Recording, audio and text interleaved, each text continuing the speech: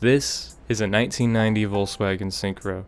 It's a European spec T25 Vanagon with four-wheel drive. In short, it's a self-sustaining, adventure-capable, long-haul, off-road townhouse. It's ready for the next apocalypse and can turn more heads than a GT40 at a Ferrari convention. It's badass. And the best part is, we, Classic Car Club, just purchased it. Pat and I were drafted to catch a following day flight to pick this thing up. Wednesday morning it was LGA to TPA. A little after 12 p.m. we were in the air. So long, Car Club. See you soon. A few hours later we touched down and grabbed a cab. This is Tobias and Anya. They've been on the road with the van for the past 2 years, but now they're selling it. They're giving Pat and I the ins and outs of all the systems the van is outfitted with. It has a lot of stuff you would expect, and a lot of stuff you wouldn't expect. When we got on the road, it was dark. We made our first stop. We're in Tampa. We're at a 7-Eleven gas station. We're driving this thing back to Manhattan. It's not the fastest thing, but it's pretty cool. It's accommodating. We're gonna drive through the night. Something. I don't know. Play it by ear. Yeah. Get back to Manhattan. The only thing that's got me a little nervous is the alternator belt's a little old. As we were headed northeast to I-95, we were passing some of Florida's finest offerings, but traffic was leaving us in the dust. Speed was a major factor. The Syncro has a 1.6-liter turbo diesel engine with a 5-speed gearbox. The catch is that one of the gears is a crawler gear, or what some refer to as a granny gear. It's great for technical trails and climbing, but not for speed, so you're left with 4 drive gears. In 4th gear, we limited our speed to about 3,200 RPMs. That's about 80 kilometers per hour, which is about 50 miles per hour. We kept the revs low to avoid having to repair something on the side of the road. After all, this was a 1,200-mile I drive, you drive scenario with minimal stops. Granted, we had a lot of spare parts. We didn't want any setbacks. It's like 3 in the morning.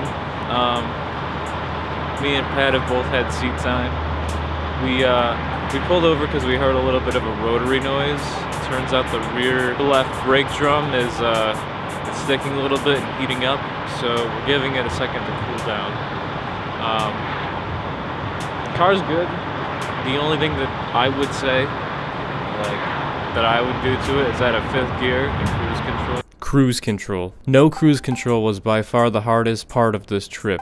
The sustained leg position has a way of grinding at you to pull off and take a break. I digress. After the brake cooled, the sound went away and never returned for the rest of the trip. I made it to Florence, South Carolina, where we were due for a switch. Pat had gone in for a cup of coffee. I stretched my legs and got some footage.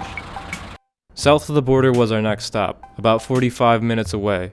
We made it there just as the sun was beginning to rise. Our timing was perfect. There was neon, one-off ornamentals, and a clear winter sunrise in the background. Visually, this was one of the best parts of the trip. As I was getting ready to scope out the next shot, the light shut off. It was an opportune time to refuel and get back on the road.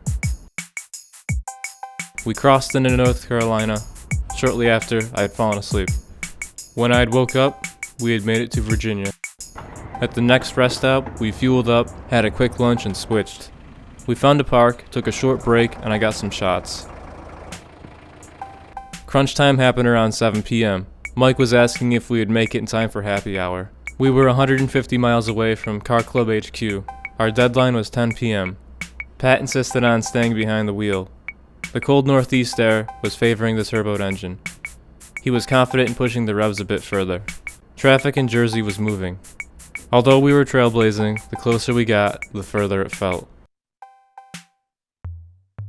At 9:36, we made it to the tunnel. This was our last milestone. We made it.